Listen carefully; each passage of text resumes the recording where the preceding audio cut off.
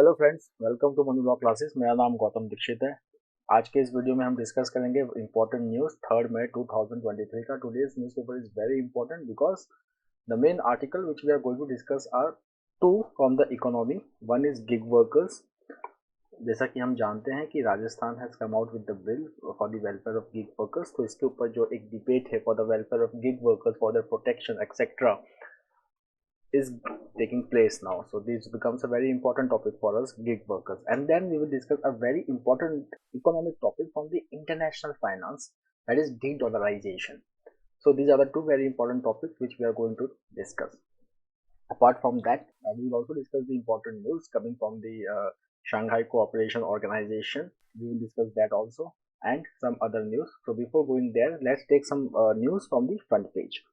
So front page पे जो news हमारे लिए इम्पोर्टेंट है, जैसा कि हम जानते हैं, एक बार हम गिग इकोनॉमी को फिर से देख लेते हैं। इन गिग इकोनॉमी लेसर पे इज़ बेटर देन नो पे। तो ये गिग इकोनॉमी क्या है, ये हम उस आर्टिकल में डिस्कस करेंगे बहुत डिटेल में। तो यहाँ पे जो है एक केस स्टडी की तरह आप ले सकते हो that unsure of the weekly payment they might drop after the management rolled out a new earning system last month. Blinkit workers went on strike in parts of Delhi and National Capital Region. तो यहाँ पे ये है कि जो इनका basic fair होता है, जो इनका एक ट्रैवल का, तो उसको डिक्रीज कर दिया गया। जो पर ऑर्डर है with in a 2 kilometre radius, it was earlier ₹32, अब इसको ₹15 कर दिया गया है और फिर इसके लिए स्ट्राइक हुआ। सो यहाँ पे अगर आप देखेंगे that there has been a pay cut, so lesser pay is better than no pay, said Gyani Zail Singh, a 30-year-old Blinkit delivery worker and one of those who spearheaded the protest. So this is the point gig economy का, कि यहाँ पे इनके page कम कर दिए गए हैं। ठीक है, अब आप सोच रहे होंगे कि ये बाकी वर्कर्स की तरह जो ये स्ट्राइक कर रहे हैं, तो इनका क्या कोई लॉ है जो इनको प्रोटेक्ट करता है, या ये जो है ट्रेडिशनल एम्प्लॉय रिलेशनशिप के बाहर आते हैं। तो ये सब चीज़ हम उस आर्टिकल में जो है वो डिस्कस करेंगे। तो हम उस आर्टिकल को अभी ले ही लेते हैं। So see, this is the article, why are Blinkit workers protesting? So if you will see that Zomato-owned Blinkit delivery agent has once again brought the forefront issue plaguing the gig economy in the country. और जैसा कि मैंने आपको बताया कि जो उनका minimum पे आउट फॉर डिलीवरी है उसको स्लैश कर दिया गया है। ठीक है, सो एज अ रिजल्ट जो ब्लिंकिट डिलीवरी एग्जीक्यूटिव्स होंगे, now they are going to earn ₹600 to 700 a day as opposed to ₹1200 a day before.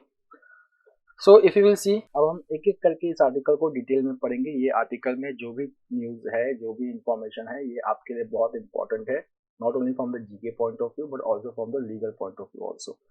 So the first thing is that who are gig workers. देखिए, gig workers जो है वो traditional employer employ relationship से बाहर आते हैं। They are outside the traditional employ employ relationship, first point.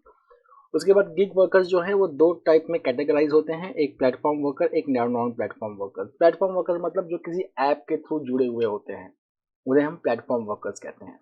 और जो किसी ऐप के थ्रू जुड़े हुए नहीं हैं, उन्हें हम नॉन प्लेटफॉर्म वर्कर्स कहते हैं। So for example, you can see that when gig workers use online algorithmic matching platform or app to connect with customer, they are called as platform workers.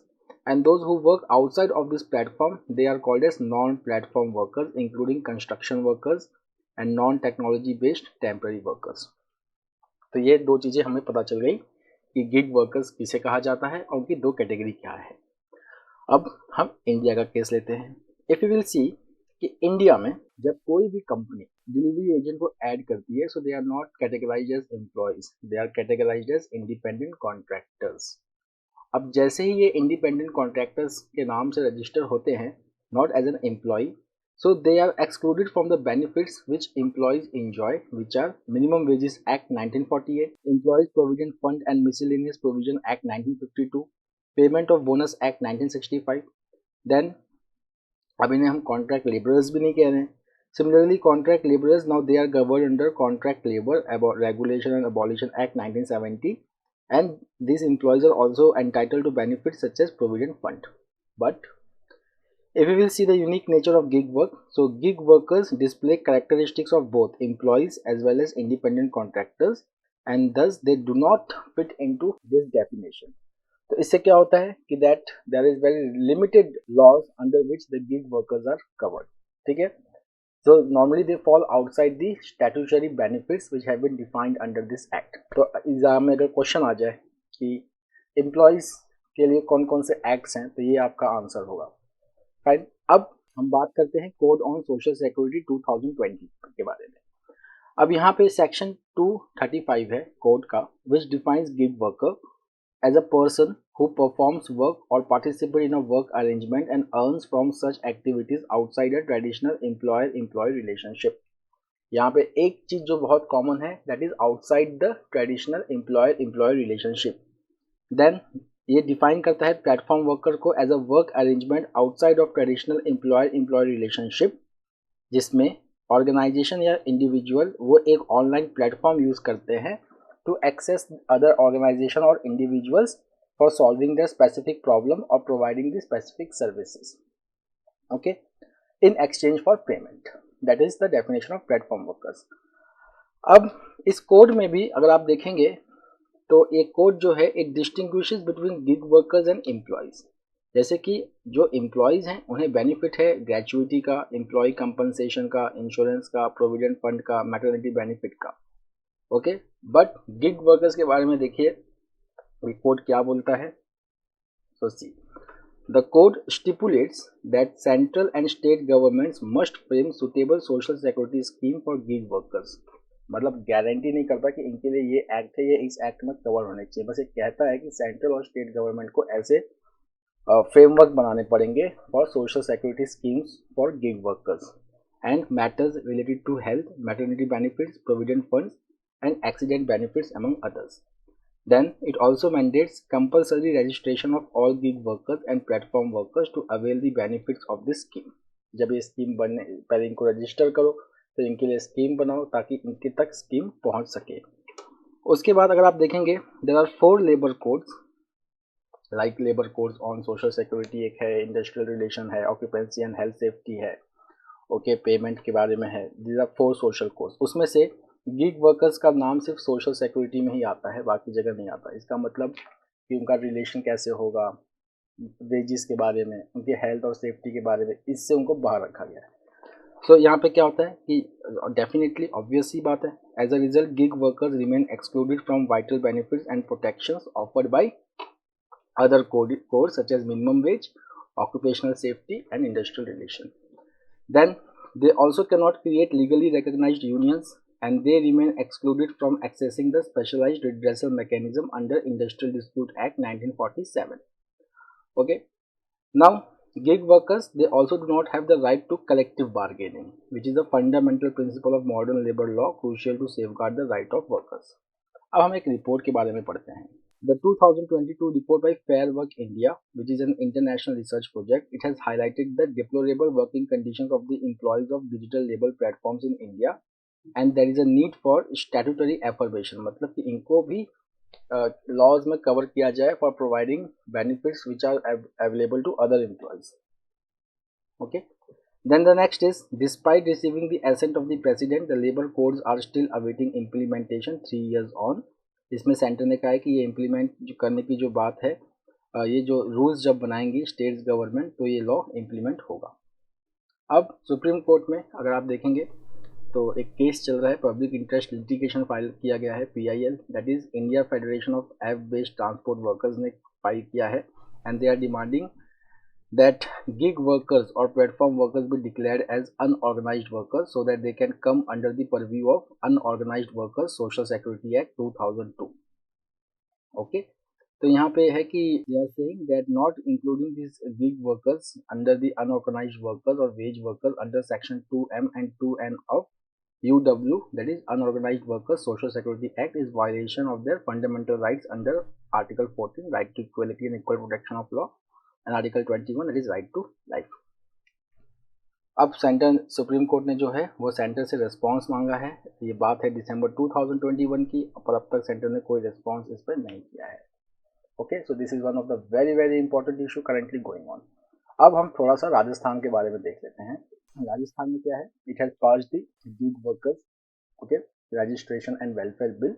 It provides 2 things, एक तो यहाँ पे होगा welfare board जो इनके बारे में इनके वेलफेयर से रिलेटेड स्कीम्स और ये सब प्रपोज करेंगे, दूसरा होगा वेलफेयर फंड जहाँ पे पर राइट 2% सेस लगेगा and that cess will be deposited in this welfare fund for the welfare of gig workers. अब हम आते हैं एक नेक्स्ट अदर इम्पोर्टेंट टॉपिक पे, that is de dollarisation, the race to attain the status of global reserve currency. So what is de dollarisation? तो यहीं पे definition लिखा है, उसी को देख लीजिए।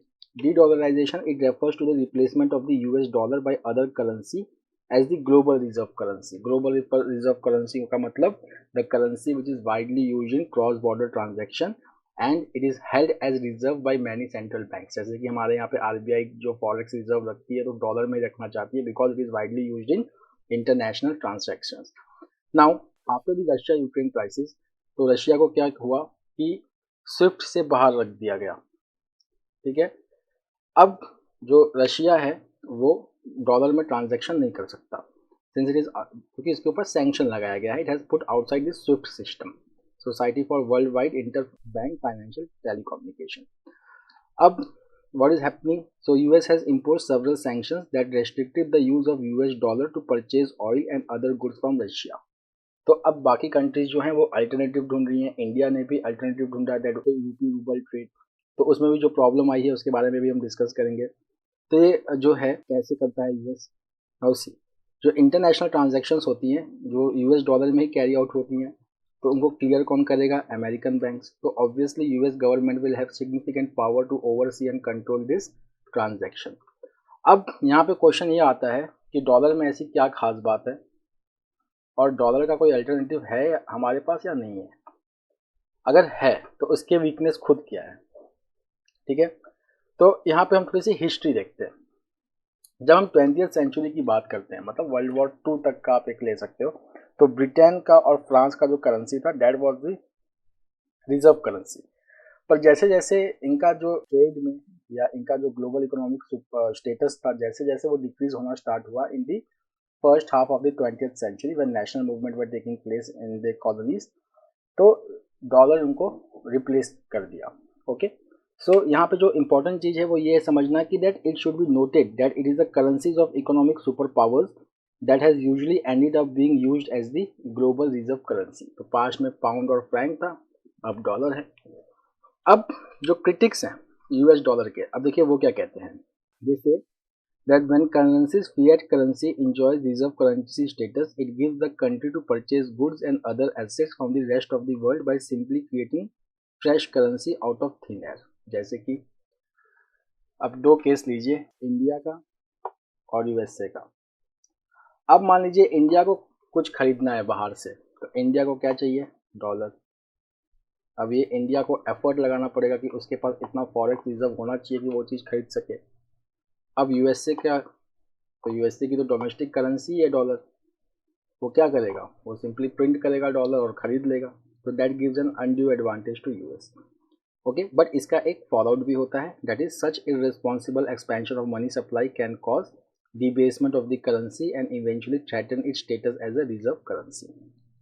उसके बाद द सेकेंड रीजन जो है कि डॉलर क्यों लूज कर सकता है अपना value, that is the policy followed by the central bank of USA which is called as Federal reserve.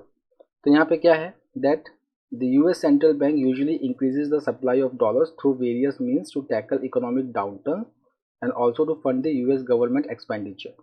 But it should be noted that US Federal Reserve is not the only central bank in the world that has been debasing its currency by engaging in expansionary monetary policy, मतलब increasing the supply of money.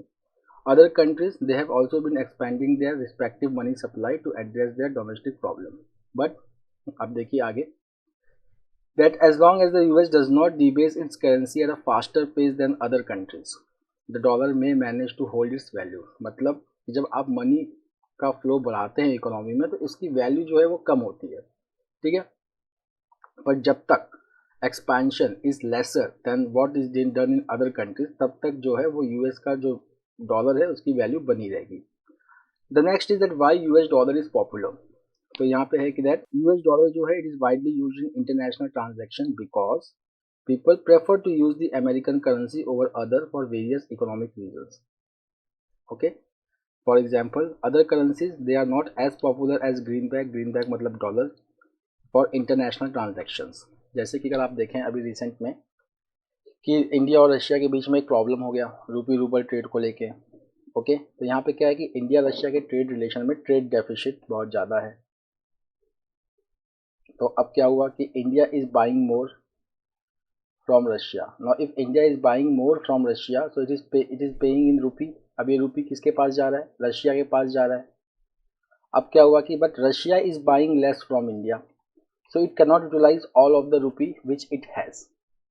ठीक है, अगर यही India और Russia के बीच में अगर trade उल्टा होता कि India is buying less and sending more, तो इंडिया के पास रूबल ज़्यादा होता और रशिया के पास रूपी कम होता, तब प्रॉब्लम ना आती। बट अब यहाँ पे क्या हो गया कि अब रशिया के पास रूपी बहुत ज़्यादा हो गया है। अब वो एक्सेस रूपी का करे क्या, क्योंकि ये रूपी तो डॉलर की तरह इंटरनेशनल ट्रेड में तो काम आएगा नहीं। तो यहाँ पे अब रशिया ने इंडिया को बोला है कि जो पेमेंट है उसको डॉलर में क्लियर कीजिए। ओके, उसके बाद the global acceptability of the US dollar has primarily been attributed to the popularity of US assets among investors। तो जो US assets हैं they are very popular among the investors, क्योंकि वहाँ पे ओपन मार्केट है, कोई रिस्ट्रिक्शंस नहीं है जैसे चाइना में जो रिस्ट्रिक्शंस होता है। ओके, तो that is the one of the reason. Then second is stable democracy, is a stable country. Fine. Series, the high level of trust that global investors have in the US financial markets, perhaps owing to the rule of law in the US, is considered to be a major reason why investors prefer to invest in US assets। अब अगर China इसको replace करने की कोशिश करे तो China के पास देखिए क्या प्रॉब्लम है। So see China which supplies the world with huge volumes of goods and runs a trade surplus. US का जो है वो ट्रेड डेफिसिट चलता है। ठीक है, सिर्फ एक ही बार ऐसा हुआ है कि यूएस के पास ट्रेड सरप्लस था। ओके, वरना यूएस के पास ट्रेड डेफिसिट ही होती है। चाइना के पास ट्रेड सरप्लस है। Okay, but restrictions placed by the Chinese government on foreign access to China's financial markets and doubts over rule of law in China have adversely affected the global demand for yuan। This is one of the problem for China that if it want to replace dollar, but this will be the problem that एक तो access to the financial markets and second is stability, rule of law। अब हम चलते हैं दूसरे news की तरफ, फटाफट लेते हैं दूसरी news. The first is centre plans panel to find alternative to death by hanging. So if you will see, the court is hearing a petition which is filed by advocate Rishi Malhotra challenging the constitutionality of death by hanging as a mode of execution। तो अगर हम देखेंगे, it is covered under section 354(5) of the Code of Criminal Procedure, which mandates that a person sentenced to death shall be hanged by the neck till he is dead।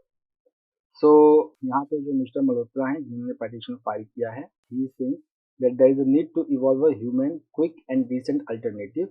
He has termed hanging as a cruel and barbarous way of executing a prisoner। But 2018 में centre ने एक affidavit file किया था which supported the death by hanging. इसमें affidavit में centre found that the method of execution that is inhuman and cruel compared to lethal injection. तो यहाँ पे जो सेंटर ने कहा है कि जब ये हैंगिंग है it is not cruel and inhuman as compared to lethal injection. अब क्या हुआ है, कोर्ट ने गवर्नमेंट से डेटा मांगा है विच में give a clue to a more acceptable method of executing prisoners other than death by hanging. Okay, तो यहाँ पे है कि जो चीफ जस्टिस हैं इन्होंने सजेस्ट किया है कि that government should form a committee with experts from national law universities, professors of law, doctors and scientific persons to study this issue. Now a report, अब एक रिपोर्ट है, ये रिपोर्ट किसने रिलीज किया है पहले ये देख लीजिए। It is the US commission on international religious freedom. इस रिपोर्ट में ओके इंडिया के बारे में कहा गया है कि that there has been severe violations of religious freedom in the country. Severe violation जिसको रेफ्यूट किया है हमारे एक्सटर्नल अफेयर्स मिनिस्टर के मिनिस्ट्री के स्पोक पर्सन अरिंदम बागची ने। He has said that the commission continues to regurgitate such comments and India rejects the misrepresentation of facts। अभी देखिए report India के बारे में क्या कहता है। तो सबसे पहले ये है कि that this report has been making similar recommendations to the State Department since 2030 which have not been accepted। ठीक है, सो यहाँ पे अगर आप देखेंगे कि पहले से इंडिया को एक पर्टिकुलर कैटेगरी में रखा गया, that is country of particular concern on the status of religious freedom. Okay, so 2020 में कहा गया है कि religious freedom conditions in India continue to worsen and it urge the Biden administration to impose targeted sanctions on Indian government agencies and officials responsible for severe violations of religious freedom in the country. The next is from defense. Rajnath Singh hands over 2 naval vessels to the Maldivian Defense Forces. So these are a fast patrol vessel and landing craft assault ship which has been handed over to Maldives National Defense Forces. Okay. Then in Sri Lanka, Indian Air Force Chief V.R. Chaudhary, he has donated AN-32 transport aircraft propellers to Commander Sri Lanka Air Force at कातुनिया के air base. तो यहाँ पे अगर आप देखेंगे Indian ocean reason को लेके India की जो पॉलिसी है जिसको हम कहते हैं Sagar, security and growth for all in the region. The next is Karnataka ranked the most innovative state in manufacturing. So एक सर्वे है, पहले सर्वे के बारे में देख लीजिए. National manufacturing innovation survey 2021-22 conducted by department of science and technology and United Nations industrial development organisation. Aim क्या है? To evaluate the innovation performance of manufacturing firms in India. तो इसमें टॉप पे कौन आया है? Karnataka overall. Then followed by Dadra and Nagar Haveli, Daman and Diu, Telangana and Tamil Nadu. तो अगर हम स्टेट्स की बात करें तो Karnataka, Telangana, Tamil Nadu they had the highest share of innovative firms. Okay, at 46.18%, 39.1%, 31.9%. उसके बाद लोवेस्ट कहाँ पे है? ओडिशा, बिहार एंड झारखंड. नाउ यहाँ पे देखिए, this report also says barriers to innovation, that is lack of internal funds, high innovation cost, lack of financing from external sources, and then Gujarat and Dadra and Nagar Haveli and Daman Diu have reported the highest frequencies of barriers to innovation. The next is SCO. So China, Russia, Pakistan ministers to attend SCO meet in Goa. So we already know that India is going to host the SCO summit, that is Shanghai Cooperation Organization's foreign ministers meeting is going to be held in Goa. और यहाँ पे जो है China, Russia, Pakistan both will be presented. तो यहाँ पे China के foreign minister हैं किंग गैंग. ओके, रशिया के हैं Sergei Lavrov. Okay, then Pakistan से बुलावल Bhutto. Now when will be the SCO head of the state summit? So it will be in July. Now see the last paragraph, again very important for us. The Eurasian Security Grouping led by China and Russia includes 4 Central Asian nations: Kazakhstan, Kyrgyzstan, Tajikistan, Uzbekistan. India and Pakistan became the member in 2017. Iran and Belarus are slated to be the next addition. Now, one-liner. Despite President's plea, Uganda MPs pass new draft of anti-gay bill. So, हमारे यहाँ पे भी same sex marriage पे debate चल रहा है, तो एक क्वेश्चन आ सकता है इसके ऊपर. So see, Uganda's parliament has passed a new draft of anti-gay legislation retaining many draconian provisions despite the president's call to rework on the earlier version of the bill. The next is again one-liner. Pakistan sees the highest inflation rate in South Asia. So Pakistan का जो consumer price index है, it has rose to 36.4% in year to April, the highest in South Asia. March में it was 35.4%. Now see reasons. So Pakistan has been in economic turmoil for months with an acute balance of payment crisis, while talks with International Monetary Fund to secure $1.1 billion as part of $6.1 billion bailout have not been successful. Now from sports we have news, that is Belgium's Brazil wins snooker world championship title. So Belgium के Lusa Brazil has become the first player from continental Europe to win snooker's world championship. अब यहाँ पे ये जो है Bajrang Poonia and Sakshi Malik, so they have criticized the IOA chief, that is Indian Olympic Association chief, that is PT Usha. So this is about the allegation against the Wrestling Federation of India's previous president Braj Bhushan Saran Singh. So the wrestlers, they are protesting and they are demanding action against the person.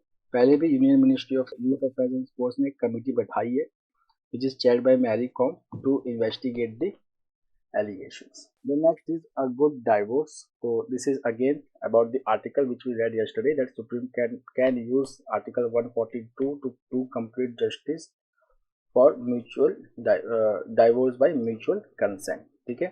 So if you will see that section 13B of the Hindu Marriage Act 1955 में क्या है, that the local court they take 6 to 18 months to annul the marriage. Fine. तो यहाँ पर अगर आप देखेंगे, the Supreme Court has said that it is going to use Article 142 to quash pending criminal or legal proceedings, be it over domestic violence or dowry against the man or woman. Okay, so the bench has said that when the marriage, okay, irretrievable breakdown of marriage, agar it has taken place, so court can dissolve the marriage under article 142. Now irretrievable breakdown of marriage is not recognized as a ground for divorce under the Hindu marriage act 1955। यहाँ पे इस editorial में जो information हमारे लिए important है वो एक तो ये है कि Tamil Nadu was going to come up with this amendment to factory act of 1948 for extending the working hours from 8 hours to 12 hours which has been put on hold. उसके बाद similar legislation has been passed by Karnataka assembly few months ago. The next is Government extends date to opt for higher EPF pension to June 26. So यहाँ पे the Union government has extended the time to submit joint option for claiming higher employee provident fund pension till June 26. पहले जो deadline था वो मई 3 को था। सो यहाँ पे देखेंगे कि इस higher EPF employees provident fund pension के लिए 12 लाख एप्लीकेशंस अभी तक रिसीव किए गए हैं। So that's all for today. We will meet tomorrow again with the daily Hindu analysis. Till then, have a nice time. Take care. Thank you.